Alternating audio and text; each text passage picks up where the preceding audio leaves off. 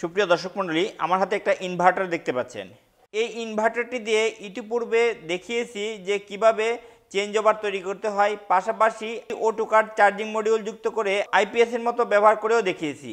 কিন্তু দুর্ভাগ্য হলেও সত্য যে এই ইনভার্টারটি এখন নষ্ট হয়ে গেছে। তো এই চাইনিজ ইনভার্টারগুলো খুব বেশি টেকসই যে তা বলা যাবে না, কেননা এই ইনভার্টারগুলো কোনো কারণ ছাড়া যে কোনো সময় নষ্ট হয়ে যেতে পারে। বিডিমেট চ্যানেলের বেশ কিছু দর্শক কমেন্টে জানিয়েছেন যে ইনভার্টারগুলো কিভাবে মেরামত করা যায় সেই প্রক্রিয়া দেখানোর জন্য। আজকের এই ভিডিওতে এই নষ্ট ইনভার্টারটার মেরামত করার সর্বাত্মক চেষ্টা করব এবং তা আপনাদেরকে দেখাবো। আজকের এই ভিডিওটি যদি শেষ পর্যন্ত দেখেন তাহলে এই সকল ইনভার্টার কিভাবে মেরামত করতে হয় তারই একটা পূর্ণাঙ্গ ধারণা পাবেন, যা কিনা আপনার কাছে যদি কোনো নষ্ট ইনভার্টার থাকে তাহলে মেরামত করতে সাহায্য করবে। তাই এই ভিডিওটি না টেনে শেষ পর্যন্ত দেখবেন।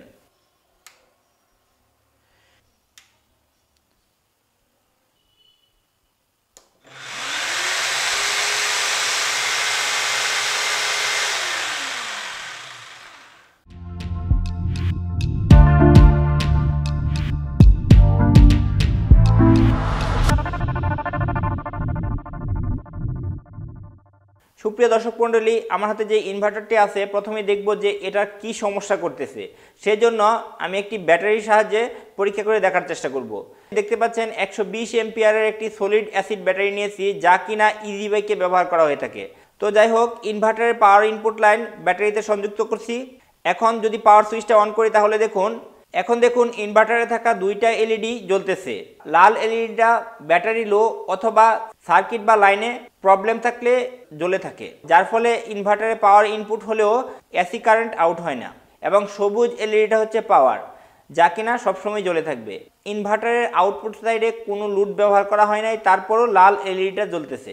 তো স্বভাবতই এখানে আউটপুট আসবে না, কেননা ফল্ট নির্দেশ করতেছে।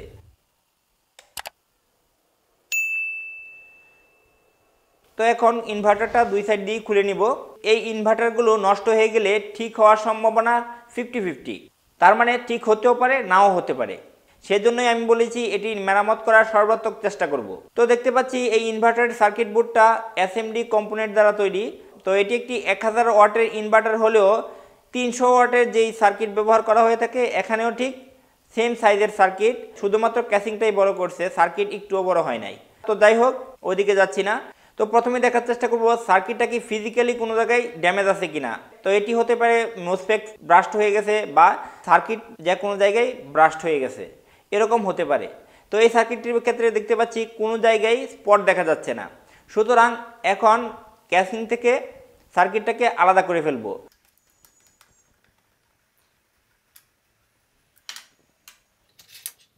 এই সার্কিট বোর্ডটির মধ্যে দেখতে পাচ্ছেন 6টি মোসফেট, 3টি আইসি এবং আরও অনেকগুলো আনুষঙ্গিক কম্পোনেন্ট সংযুক্ত।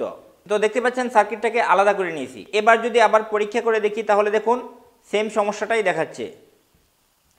এখন পর্যায়ক্রমে দেখার চেষ্টা করব এই ইনভার্টার সার্কিট বোর্ডটির মধ্যে কি কি কম্পোনেন্ট সমস্যা হতে পারে এবং তার সমাধান কিভাবে করতে হবে। এই সার্কিট বোর্ডগুলো যে কারণে সমস্যা হয়ে থাকে তার মধ্যে প্রথমত হচ্ছে ডিসি সাইটের যে ফিউজটা আছে সেটা কেটে যায়।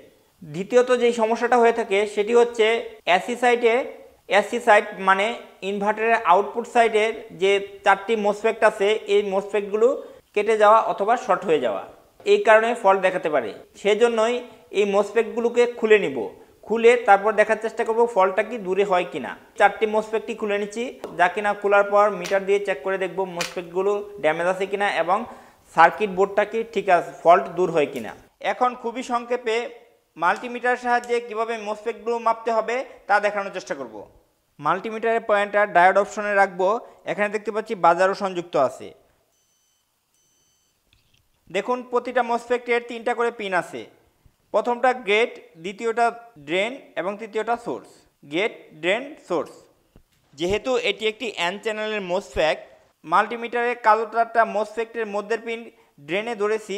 এবার যদি লাল তারটা গেটে ধরি তাহলে কোনো কিছু শো করতেছে না। এবার যদি সোর্সে ধরি তাহলে দেখুন এখানে শো করতেছে 230 এরকম সামথিং। তো এটি নির্ভর করবে কি মানের মোসফেট তার উপর। যদি এখানে শর্ট দেখাতো বা মান না শো করতো তাহলে ধরে নিতে হবে মোসফেটটার সমস্যা আছে। এবার মধ্যের পিনে মাল্টিমিটারের লাল তারটা ধরি এবং কালো তারটা সোর্সে সংযুক্ত করি তাহলে দেখুন কিছুই শো করতেছে না, এবং গেটে সংযুক্ত করলেও কিছু শো করতেছে না।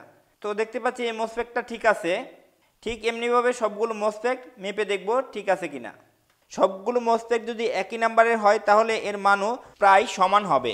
যদি সমান না হয় এবং পিনগুলো শর্ট থাকে তাহলে বুঝতে হবে মসফেট নষ্ট হয়ে গেছে।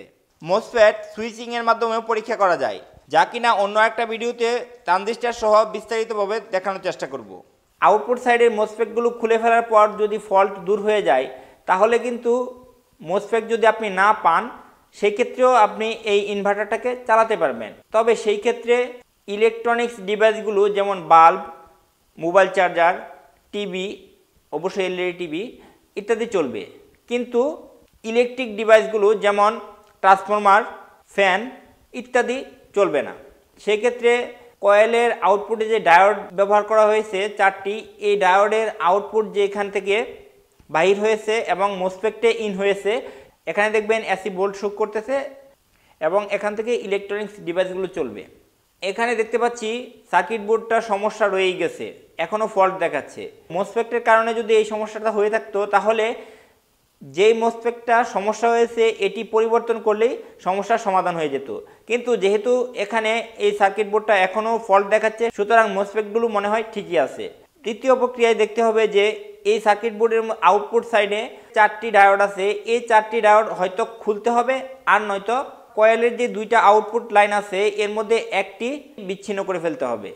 এই ক্ষেত্রে যদি ডায়োড শর্ট হয়ে থাকে তাহলে অবশ্যই সমাধান হয়ে যাওয়ার কথা।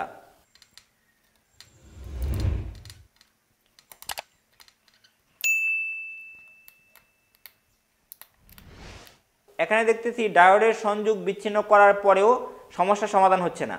তো এমত অবস্থায় চতুর্থত যা দেখবেন তা হচ্ছে সার্কিট বোর্ডের ডিসি সাইডটা দেখতে হবে। দেখুন ব্যাটারির পজিটিভ পয়েন্টে একটি ডায়োড সংযুক্ত, এই ডায়োডের সাথে 2টা 25 ভোল্টের ক্যাপাসিটর সংযুক্ত আছে। এই ডায়োড এবং ক্যাপাসিটরটা পরিবর্তন করে দেখব। তারপরও যদি সমস্যার সমাধান না হয় তাহলে পঞ্চমত দেখব ইনপুট সাইডের যে 2টা মসফেট আছে এই মসফেটগুলো ঠিক আছে কিনা। যদি ঠিক না থাকে তাহলে পরিবর্তন করব। তো দেখতে পাচ্ছি ডিসি সাইডে যে 2টা মসফেট এগুলো ঠিক আছে, তো তারপরও সমস্যা দেখাচ্ছে। ষষ্ঠত যে সমস্যাটা দেখার চেষ্টা করব সেটা হচ্ছে প্রতিটি মসফেটের সাথে দেখুন জিনার ডায়োড যুক্ত আছে। এই জিনার ডায়োডগুলো পরীক্ষা করে দেখব, যদি খারাপ থাকে তাহলে অবশ্যই পরিবর্তন করে ফেলবো, এগুলো শর্ট বা কেটে যেতে পারে। এই সার্কিট বোর্ডটির মধ্যে দেখতে পাচ্ছেন 3টি আইসি আছে, এই 3টি আইসির সমস্যা হতে পারে।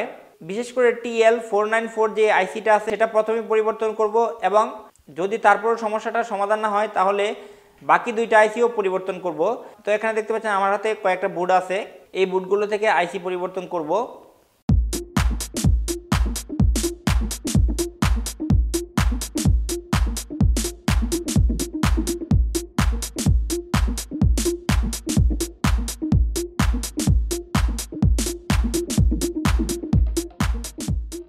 তো সুপ্রিয় দর্শক মণ্ডলী, যেহেতু অনেকক্ষণ কাজ করতে হয়েছে এই সার্কিটটা মেরামত করার জন্য, তাই অনেক কিছু দেখাতে পারিনি, মিসিং হয়ে গেছে এবং অনেক কিছুই পরিবর্তন করে দেখেছি। আইসিগুলো পরিবর্তন করার পর এখানে সবগুলো যে 6টা মসফেট ছিল ইনপুট এবং আউটপুট সাইডে সবগুলো পরিবর্তন করে ফেলেছি। পাওয়ার ইনপুট সাইডে আগে মসফেট ছিল HY1906, ইনপুট সাইডে আগে এই মসফেট 2টা ছিল, কিন্তু এখন ব্যবহার করেছি F1010E। এবং আউটপুট সাইডে যে 4টা মসফেট ছিল এগুলোর নাম্বার ছিল IRF5N50A। এই মসফেটগুলোর মানের কিছু তারতম্য আছে, সেজন্য এই মসফেটগুলোকেও বাদ দিয়ে দিয়েছি। সেই ক্ষেত্রে এখন ব্যবহার করেছি HX830। এরকম 4টা মসফেট সংযুক্ত করেছি। এবার যদি ইনভার্টারটাকে অন করি তাহলে দেখুন, দেখতে পাচ্ছেন লাল এলইডিটা কিন্তু জ্বলতেছে না, তার মানে ফল্ট দূর হয়ে গেছে। এখন দেখুন ইনভার্টারটা কিন্তু আউটপুট দিচ্ছে। আউটপুট এসি ভোল্টেজটা যদি মিটার দিয়ে পরীক্ষা করে দেখার চেষ্টা করি তাহলে দেখুন এখানে 192-93 ভোল্ট শো করতেছে। তো এখানে ভোল্টটা কম দেখাচ্ছে কারণ এখানে এই সার্কিট বোর্ডটির মধ্যে যেই মানের মসফেট ছিল এই মান পরিবর্তন করে ফেলেছি, যেই কারণে এরকম হচ্ছে। তো স্বভাবতই এখন 1000 ওয়াটের ইনভার্টার হলেও এটি 1000 ওয়াট লোড দিতে সক্ষম হবে না, কিছুটা কমবে, তো এতে কোনো সমস্যা হবে না। এবার যদি আউটপুট থেকে একটা বাল্ব জ্বালানোর চেষ্টা করি তাহলে দেখুন, দেখতে পাচ্ছেন বাল্বটা জ্বলতেছে। এখানে দেখব যে মসফেটগুলো আছে সেগুলো গরম হচ্ছে কিনা। তো দেখতে পাচ্ছি যে ডিসি সাইডের মসফেটগুলো কোনো গরম হচ্ছে না, তাই আশা করতে পারি মোটামুটি টেকসই হবে।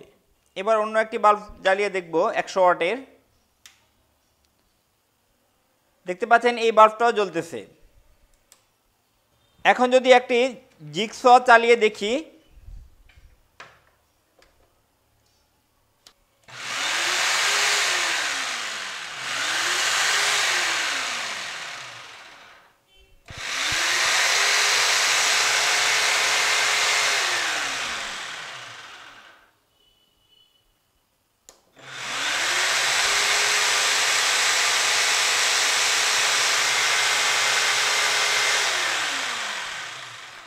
তো সুপ্রিয় দর্শক মণ্ডলী, এখানে দেখতে পাচ্ছি এই ইনভার্টার সার্কিটটি দিয়ে পূর্বের ন্যায় যেহেতু আউটপুট মসফেটগুলো যুক্ত আছে, সুতরাং ইলেকট্রিক এবং ইলেকট্রনিক্স দুই ধরনের ইকুইপমেন্টই চলতেছে।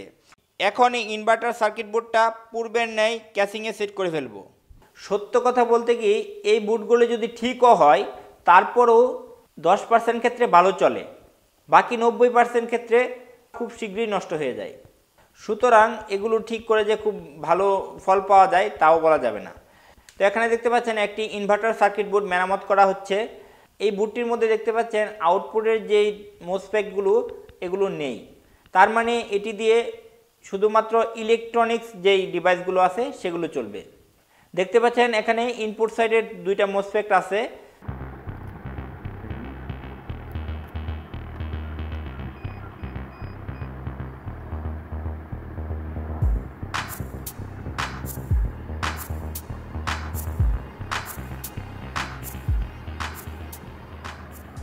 একটি অত্যাধিক গরম হচ্ছে, তো নিঃসন্দেহে বলা যায় এই মসফেটটা টিকবে না। অনেক সময় দেখা যায় সেম মানের দুইটা মসফেট যদি এখানে সেট করা হয় ইনপুট সাইডে তাহলে চলে, কিন্তু কীরকম চলবে তা গ্যারান্টি দিয়ে কেউ বলতে পারবে না। তো এরই জন্য এই চাইনিজ ইনভার্টারগুলো অ্যাভয়েড করা অনেক ভালো। যদি সম্ভব হয় তাহলে ট্রান্সফরমার দিয়ে তৈরি আইপিএস ক্রয় করবেন, সেই ক্ষেত্রে আপনার কিছু টাকা ব্যয় হলেও প্রপার সলিউশন পাবেন এবং টেকসই হবে। তো দেখতে পাচ্ছেন আমার দোকানে অনেক ডেড বুট, তো এই বুটগুলো আরও অনেক আছে যেগুলো কিনা কাস্টমারের। পরিশেষে একটি কথা বলা যায়, এই ইনভার্টারগুলো অনেকটা ভাগ্যের উপর নির্ভর করে। ভাগ্য যদি ভালো থাকে তাহলে কিছুদিন চলে এবং ভাগ্য খারাপ হলে খুব তাড়াতাড়ি নষ্ট হয়ে যায়। আর এই ইনভার্টারগুলো হেভি কাজের জন্য শো অফ ছাড়া কিছুই না, সুতরাং অযথায় টাকা ব্যয় করবেন না। এই ভিডিও অথবা বিডিমেট চ্যানেলের পূর্বের কোনো ভিডিও দেখে আপনার কোনো প্রশ্ন বা মতামত থাকলে কমেন্ট বক্সে লিখে জানাতে পারেন। তো আপনাদের মধ্যে অনেকেই চান আমার সাথে বিভিন্ন কারণে যোগাযোগ করতে, সেই ক্ষেত্রে দুইটা মাধ্যম ডেসক্রিপশন বক্সে দেওয়া আছে। তো প্রথমটি হচ্ছে মোবাইল নাম্বার এবং দ্বিতীয়টা হচ্ছে ফেসবুক পেজ। এই মাধ্যমগুলো ব্যবহার করে আমার সাথে যোগাযোগ করতে পারেন। অবশ্যই পেজটা লাইক দিয়ে রাখবেন, কেননা ফেসবুক পেজে সবসময় অ্যাক্টিভ থাকি, মোবাইল নাম্বারে কল করে নাও পেতে পারেন। মেসেজের মাধ্যমে যে কোনো সময় চ্যাট করতে পারেন, আমি রিপ্লাই দেওয়ার চেষ্টা করি। তো দেখা হবে অন্য একটি ভিডিওতে নতুন কোনো বিষয় নিয়ে। সে আশাবাদ ব্যক্ত রেখে আজকের মতো বিদায় নিচ্ছি। আল্লাহ হাফেজ।